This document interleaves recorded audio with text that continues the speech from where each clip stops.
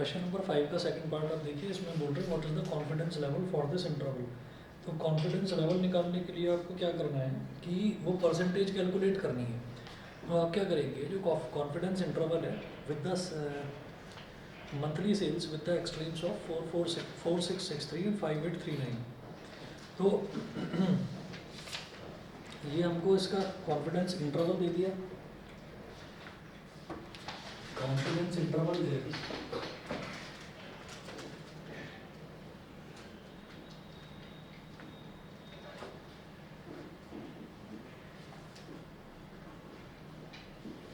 Four six six three confidence interval for the mean of monthly sales with extremes of 4663 and 5839.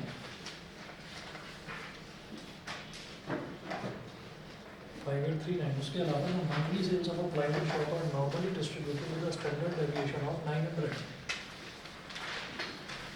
तो sigma दे रखा है 900. A statistical study of sales in the last 9 months has found a confidence interval for the mean of monthly sales with extremes of this. तो बोल रहे हैं the monthly sales of a plywood, तो वो plywood की monthly sales की बात कर रहे हैं। और फिर उसके बाद इन्होंने ये भी बोला है a statistical study of sales in the last 9 months। तो जो months हैं, number of months वो 9 दे रखे हैं, तो n की वैल्यू हो गई 9, n की वैल्यू 9 हो गई। मंथली सेल्स की बात कर रहे हैं, तो कितने महीने के लिए सेल्स चेक करी जा रही है, 9 मंथ्स के लिए, तो n 9 हो गया। स्टैंडर्ड डेविएशन ये दे रखा है। अच्छा, हम ये जानते हैं कॉन्फिडेंस इंटरवल निकालने के लिए, हमको क्या करना पड़ता है कि कॉन्फिडेंस इंटरवल दे रखा है मीन का, तो गिवन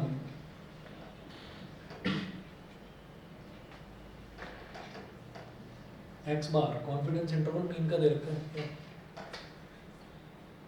तुम मीन करके बैठो, वहाँ मुँह उधर कर लो, गर्दन नहीं घूमनी चाहिए। X bar minus E is equal to 4663 और X bar plus E is equal to 5839। हमें यही याद रखना है कि जब वो बोलेंगे कॉन्फिडेंस इंटरवल, जब आपको वो बोलेंगे प्रोबेबिलिटी का, तो आपको क्या करना है, P bar minus E is equal to lower limit ये वाली कॉन्फिडेंस इंटरवल की, और पी बार प्लस ई तब अपर लिमिट आ जाएगी। लेकिन यहाँ कॉन्फिडेंस इंटरवल बोल रहे हैं मीन का, तो एक्स बार माइनस ई इतना हो गया, एक्स बार प्लस ई इतना हो गया, दोनों को ऐड कर दो। दोनों को ऐड करने पर क्या होगा, minus E plus E cancel out हो जाएगा, twice of X bar is equal to, दोनों को ऐड करें 3 + 9 12, 1 कैरी 1 + 6 7 7 + 3 10, फिर से 1 कैरी 1 + 6 7 + 8 15, फिर से 1 कैरी 1 + 4 5 + 5 10, 2 से डिवाइड करिए, 2 5 = 10, 2 2 = 4, 5 - 4 is 1, 1 0 10, 2 5 = 10, 2 1 = 2, तो एक्स बार कितना आ गया 5 2 5 1, ये हो गया। उसके बाद वो हमको निकालना है मार्जिन ऑफ एरर। तो मार्जिन ऑफ एरर कैसे निकाला जाता है, किसी भी वैल्यू को डालिए, x bar plus E is equal to 5839, तो एक्स बार कितना है 5251 plus E is equal to 5839, इसको उधर ले जाइए, तो e is equal to 5839 minus 5251। Sir 8th question में सेकंड पार्ट में 42 ओम है ना, 2 काट दो, 4 9 - 1 कितना हो गया 8 हो गया, और 13 - 5 कितना हो गया 8, 9 - 1 is 8, 13 - 5 is 8, इधर बचा 7, 7 - 2 is 5, 7 - 2 is 5, तो 588, ये मार्जिन ऑफ एरर हो गया 588। तो बोल रहे हैं what is the confidence level for this interval, मुझे कॉन्फिडेंस लेवल निकालना है। तो कॉन्फिडेंस लेवल निकालने के लिए हम क्या करेंगे, हम यहाँ पर ये देखेंगे कि z alpha by 2, z alpha by margin of error का जो फॉर्मूला होता है वो क्या होता है, तो इसमें मार्जिन ऑफ एरर का फॉर्मूला होगा z alpha by 2, margin of error मतलब E is equal to z alpha by 2 into sigma upon sigma upon under root n, sigma upon under root n, ठीक है। अच्छा तो ई कितना आया 588, जेड अल्फा बाई 2 मुझे कैलकुलेट करना है, सिग्मा कितना दे रखा है 900 और एन कितना है under root 9, 588 is equal to z alpha by 2 multiplied by 900 upon 3, 300 z alpha by 2 is equal to 588 upon 300। तो ये हो गया 100 आ गया नीचे, और जब इसको 3 से डिवाइड करेंगे 3 1 जा 3, 5 minus 3 is 2, 2 8 28, 3 9 जा 27, 28 minus 27 is 1, 1 8, 1 8 18, 3 6 जा 18। तो z अल्फा बाई 2 ये हो गया 1.96, z अल्फा बाई 2 1.96 हो गया। तो जब z अल्फा बाई 2 की वैल्यू 1.96 आ गई तो इसके कॉरस्पॉन्डिंगली अल्फा की वैल्यू कितनी होती है, इसके कॉरस्पॉन्डिंगली हमारा देखिए टेबल देखिए, टेबल दे रखा है z alpha by 2, z alpha by 2 अगर 1.96 है तो उसके कॉरस्पॉन्डिंगली अल्फा की वैल्यू 0.05 और कॉन्फिडेंस लेवल इज 95%। तो यहाँ लिखिए देयरफॉर कॉन्फिडेंस लेवल इज 95%। बताइए समझ गए? Yes sir. ठीक है, ब्रैकेट में लिख देना फ्रॉम द टेबल, आपने टेबल से देखकर ये वैल्यू लिखी है। और बताइए और कोई डाउट है? हर्षित बताइए। सर अभी नहीं। चलिए ठीक है।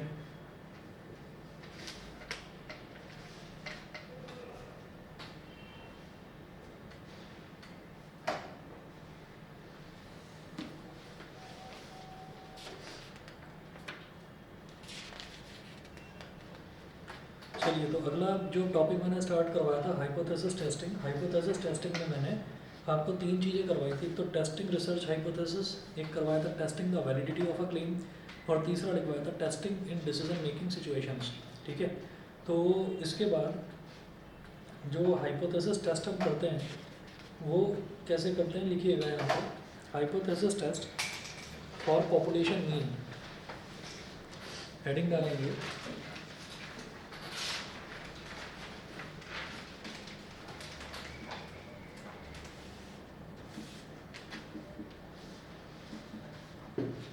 hypothesis test for population mean।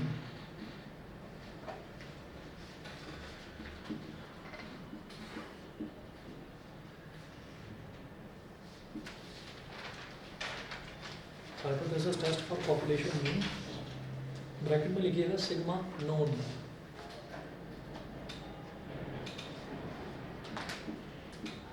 Sigma known. तो इसमें आप लिखेंगे hypothesis test about a population mean may take one of the 3 forms।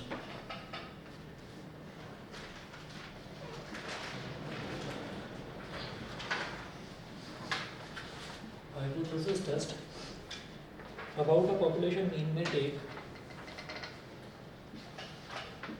about a population mean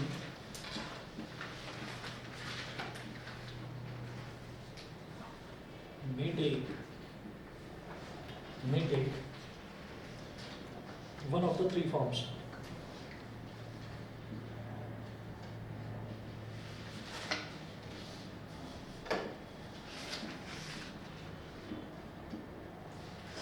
one of the 3 forms. तो 3 तरीके की फॉर्म आपको मिल सकती हैं, वो क्या क्या है वो देखिएगा।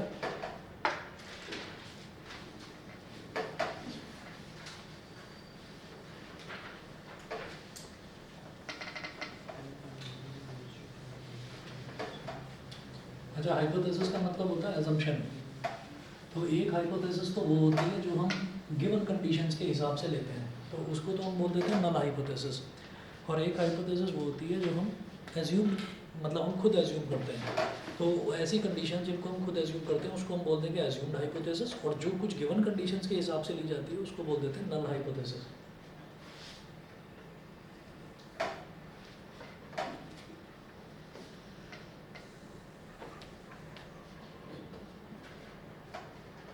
एच नॉट एच नॉट हो गया नल हाइपोथेसिस, एच ए हो गया assumed hypothesis.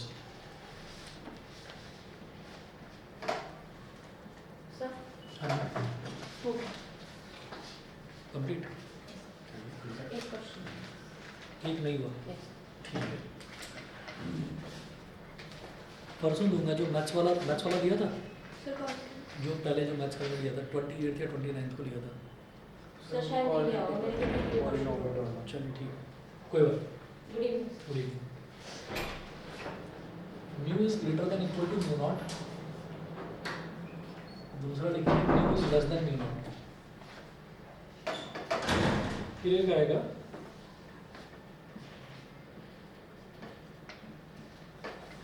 Mu is less than equal to mu naught, less than equal to mu naught, और एच ए होगा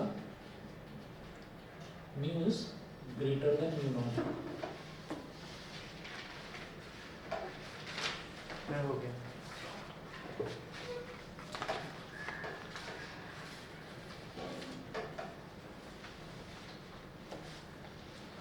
फिर h naught is equal to h naught, यहाँ पर semicolon लगाकर लिखेंगे mu is equal to mu naught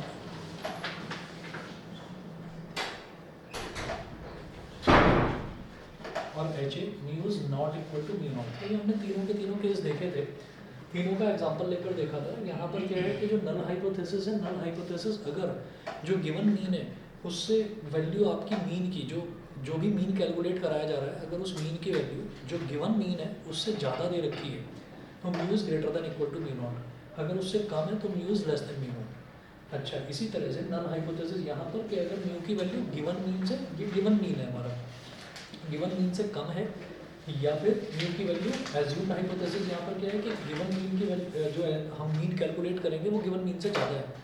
तो दो चीज़ें हो सकती हैं, एक तो ये है कि जो मीन हम कैलकुलेट करेंगे वो गिवन वाला मीन जो है यानी कि नल वाला जो मीन है उससे ज़्यादा वैल्यू आ जाए उसकी, या फिर उससे कम आ जाए। इसमें क्या है कि उससे कम आ जाए या फिर उससे ज़्यादा आ जाए। तो ये नल हाइपोथेसिस है, ये एज्यूम्ड हाइपोथेसिस है।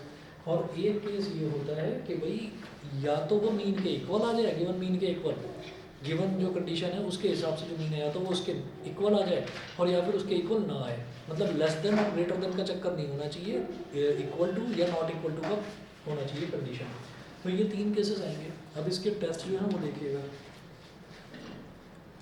The first two forms are called one tail test, ये वाला,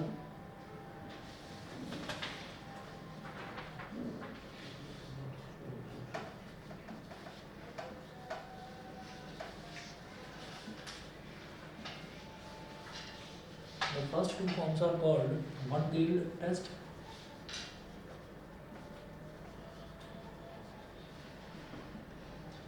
the first two forms are called one-tailed test and third form is called two-tailed test.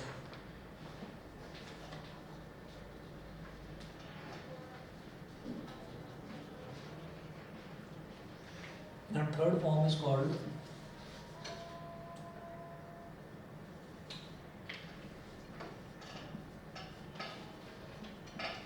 two-tailed test. Third form is called two-tailed test.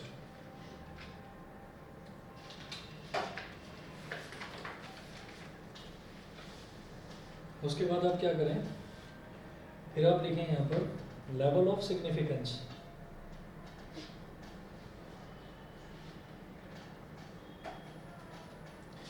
ये बल्कि पहले लिखेंगे आप type 1 and type 2 errors, heading डालिएगा type 1 and type 2 errors.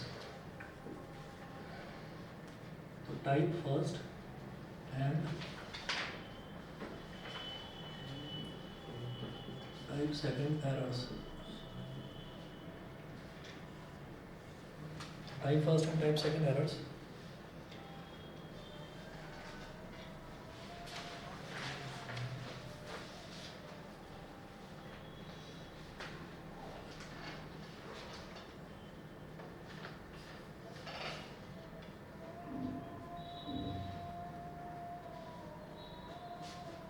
यहाँ एक table बना लेना,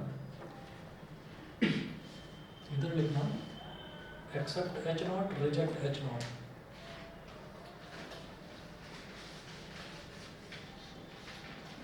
एक्सेप्ट एच नॉट,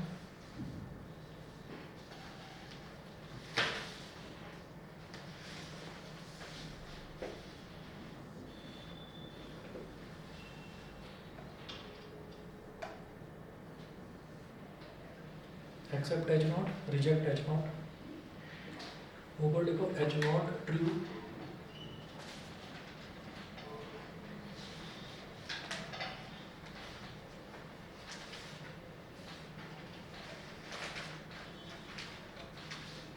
और इधर लिखना H A true.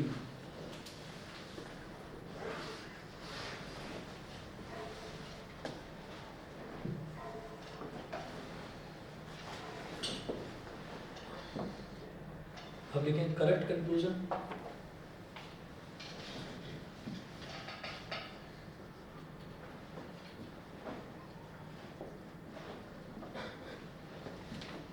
Correct conclusion type second error,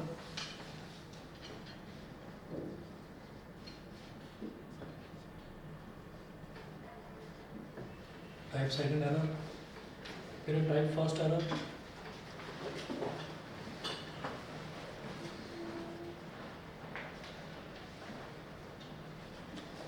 introducing correct conclusion,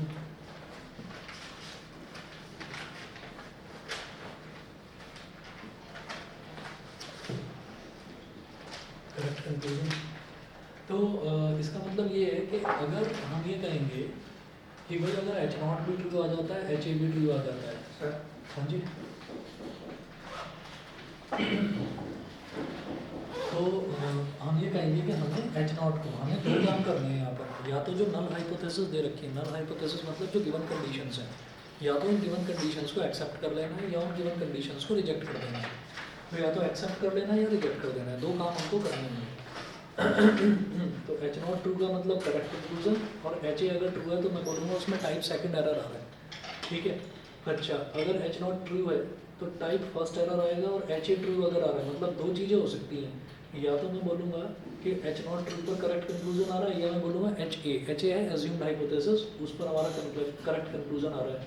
तो अगर ये करेक्ट है तो इसका मतलब एच नॉट में हमारा टाइप फर्स्ट का एरर आ रहा है, और अगर ये करेक्ट है एच नॉट तो इसका मतलब एच ए में हमारा टाइप सेकंड का एरर आ रहा है। मतलब इन दोनों में से कोई एक चीज़ करेक्ट होगी, या तो नल हाइपोथेसिस करेक्ट होगी या एज्यूम्ड हाइपोथेसिस करेक्ट होगी। अगर ये करेक्ट है तो इसमें जो एरर आएगा ना, तो इसमें जो एरर आएगा उसको बोलेंगे टाइप सेकंड एरर, और अगर ये करेक्ट है तो इसमें जो एरर आएगा उसको बोलेंगे टाइप फर्स्ट एरर। अब एक लाइन में लिख लीजिए, मेरे सब्जेक्ट कौन सा है? मेरे को भी पढ़ना है अगले साल, मेरे को भी पढ़नी है अगले साल। अच्छा जी, good afternoon sir.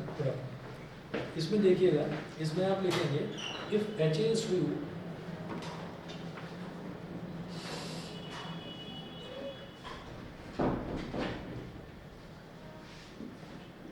if HA is true, we make a type second error,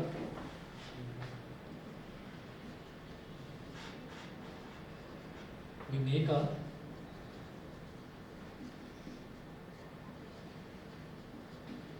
if HA is true, we make a type second error by accepting H naught.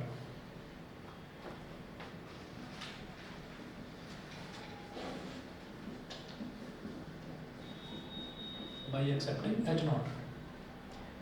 When it is false,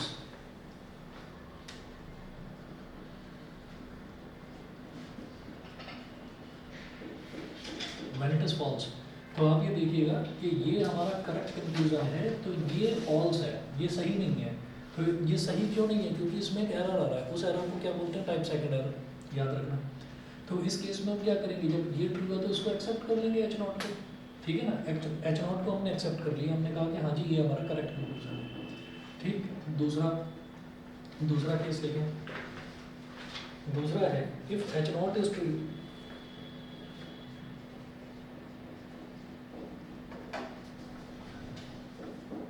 H naught is true, we make a type first error,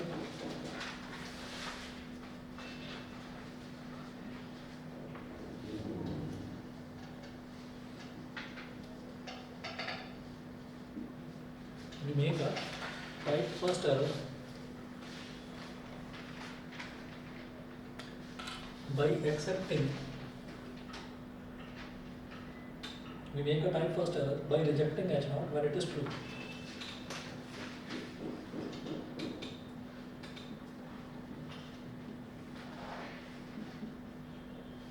By rejecting H naught not and it is true.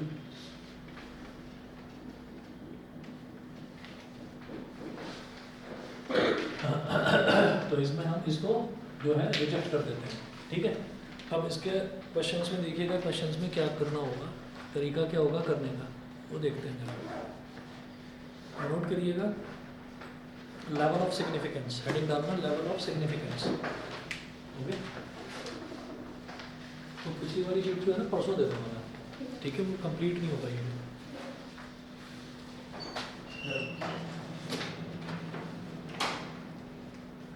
कर रहे हैं सब लिखा है। देखो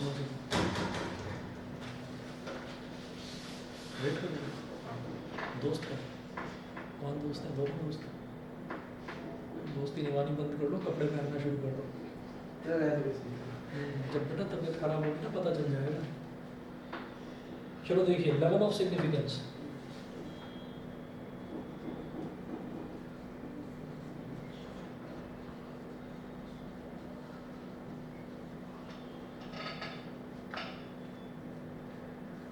level of significance क्या होता है इसमें नोट कीजिएगा। The level of significance is the probability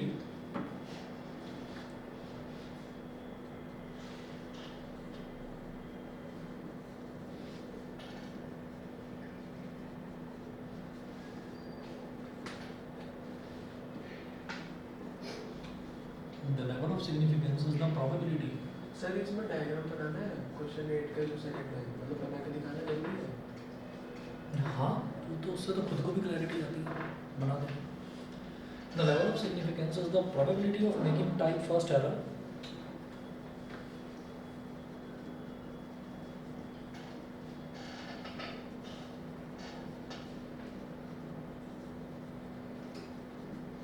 probability of making type first error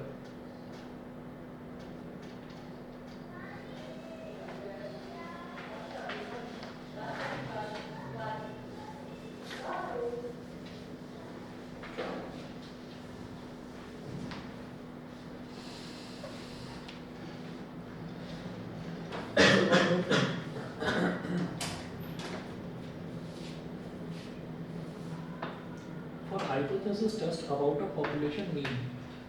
next point लिखेंगे,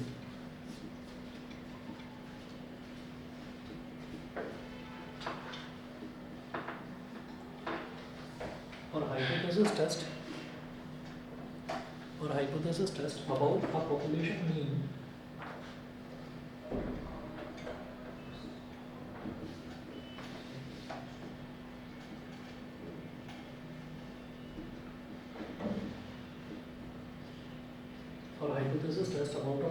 mean ब्रैकेट में लिखिए sigma known, we use sigma known comma we use standard normal variable capital Z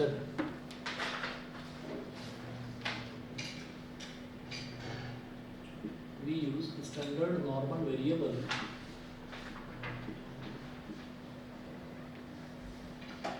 standard normal variable capital Z as a test statistic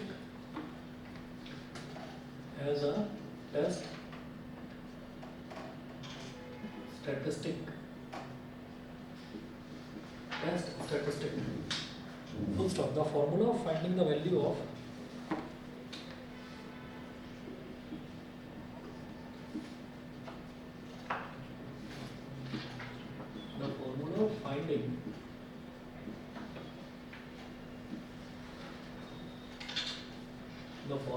finding the value of Z is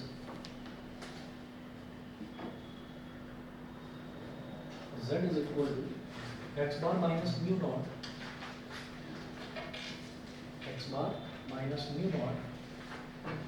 upon sigma upon under root n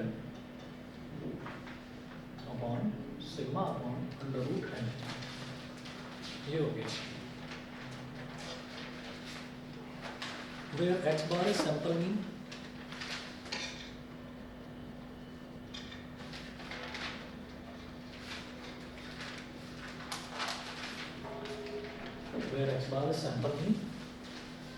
mu naught is A hypothesized value of population mean.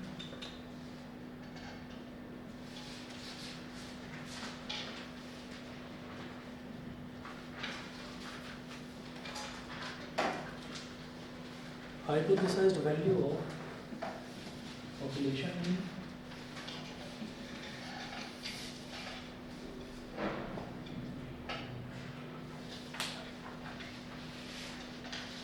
Hypothesized value of population mean.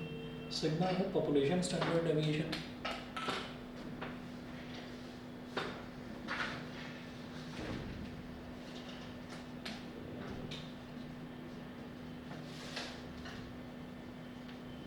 Population standard deviation.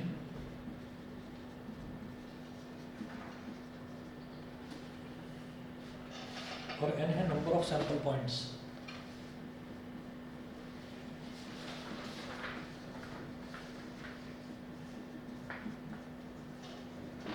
Number of sample points. ये 4 variable हो गए हमारे पास. अब हमें z की value निकालने का ये फॉर्मूला होता है x bar minus mu naught on sigma upon under root n. उसके बाद लिखिएगा. उसके बाद एक नेक्स्ट पॉइंट आप लिखेंगे p value approach. p value approach. ठीक है सर इसमें क्वेश्चन टाइम मैंने ना आखिरी पेज पे मतलब यहाँ कराया, कभी आप सोचोगे नहीं करा, मैंने यहाँ पे स्पेस छोड़ के यहाँ पे करा. ठीक है. कभी आपको लाइक मैंने नहीं कर रखा.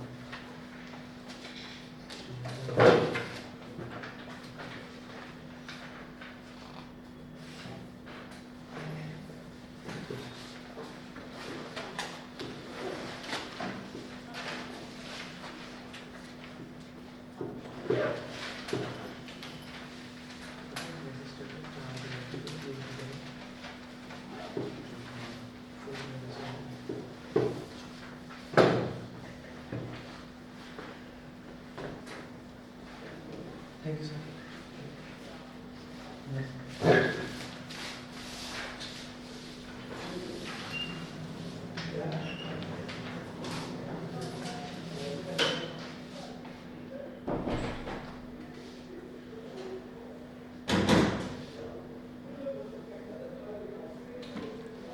नेक्स्ट नोट कीजिएगा p value approach.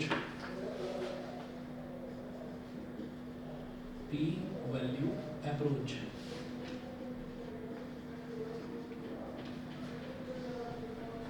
p value approach. p value approach क्या है? The p value is the probability that provides a major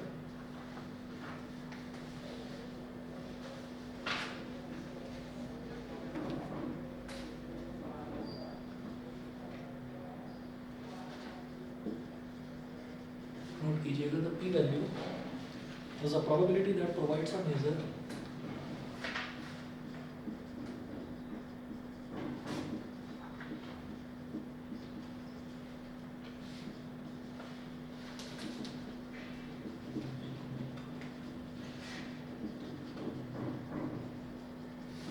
is a probability that provides a measure of the evidence against measure of the evidence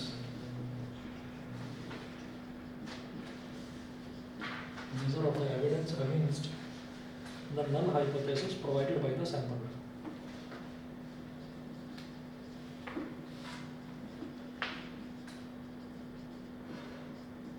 Null hypothesis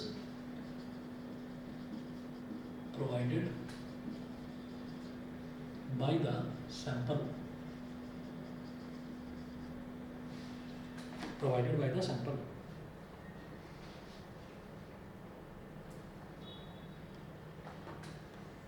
फिर लिखें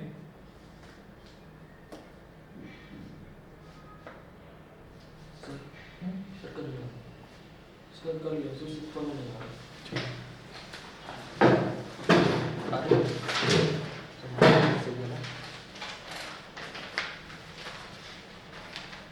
handwriting से लिखा है. Handwriting से नीचे लिखा है. हाँ ठीक है.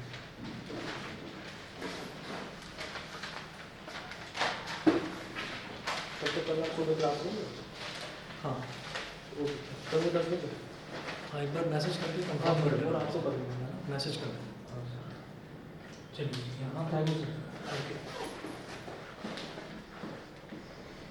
rejection rule using p-value, rejection rule using p-value, or reject H naught if p-value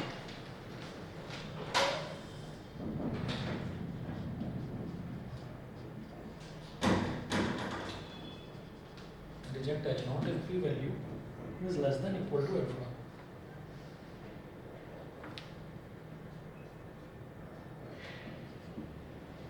Is less than equal to alpha.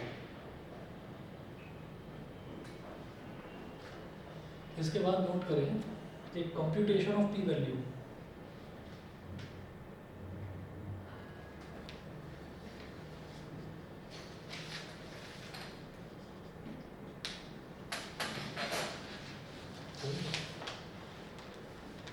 तो सर जो मेरे डाउट्स थे वो मैं आपको परसों बुला लूँगा, है ना, परसों बता दूंगा या मैं बता दूंगा, कोई टाइम दे दूंगा, मुझे एक बार मैसेज करके छोड़ देना, ठीक है ना। Thank you. और अभी पुराना वाला मैंने दिया नहीं है, मैं आपसे 2 या 3 दिन में पुराने वाला भी दे दूंगा, चेक करके। Computation of P value, computation of P value, इसमें लिखें compute the value of z। Shivanshi note कर रहे हो ना?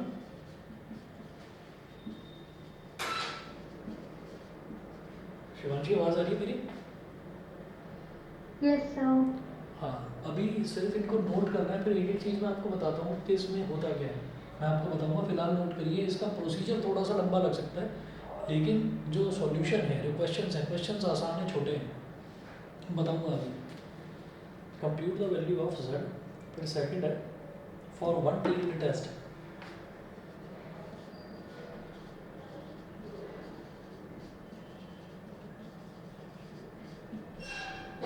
For one tailed test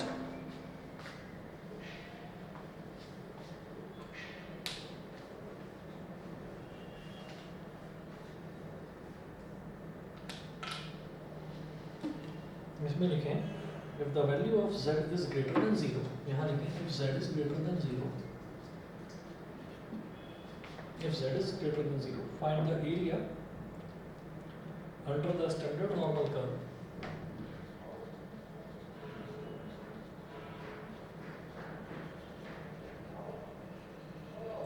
Area under the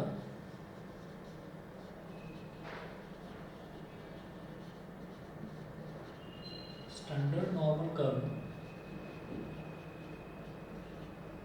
to the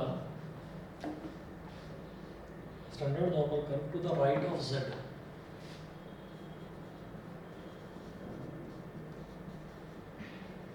to the right of z।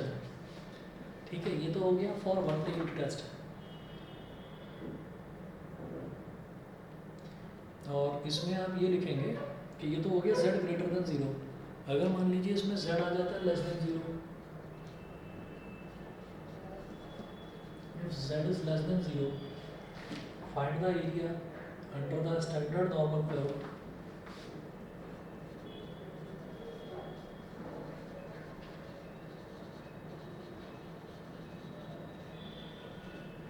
find the area under the standard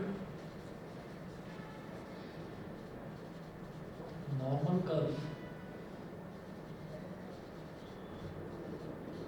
to the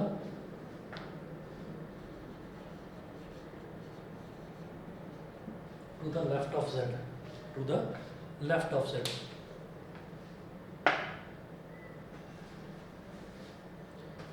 ठीक है, इतना एक और चीज नोट कर लीजिए, for two tailed test, third point लिखेंगे फॉर टू टेल्ड टेस्ट।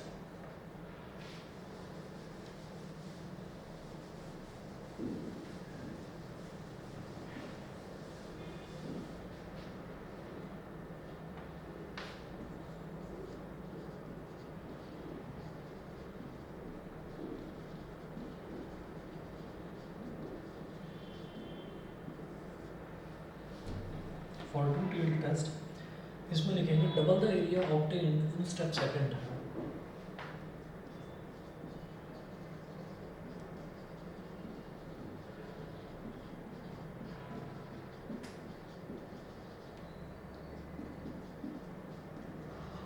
ये जो स्टेप सेकंड में जो हमको एरिया मिला है, चाहे z ग्रेटर देन 0 में चाहे z लेस देन 0 में, उसको डबल कर देना होता है। क्वेश्चंस के थ्रू मैं समझाऊंगा। एक छोटी सी टेबल और बनानी है इसमें, नेक्स्ट क्लास में कराता हूँ। अच्छा, कल स्कूल जाना है? Yes sir. किस टाइम तक फ्री होंगे ये बता दो। सर वैसे कल मेरी क्लास लेना मतलब क्लास होना मुश्किल हो पाएगा कि मैं अटेंड कर पाऊंगी, क्योंकि सर मेरे को बाहर जाना है कल, अच्छा तो मैं रात को ही आ पाऊंगी। चलिए ठीक है, ठीक है फिर रात को शायद मैं नहीं ले पाऊंगा क्लास। चलो ठीक है, कोई नहीं, परसों लेते हैं फिर। ठीक है,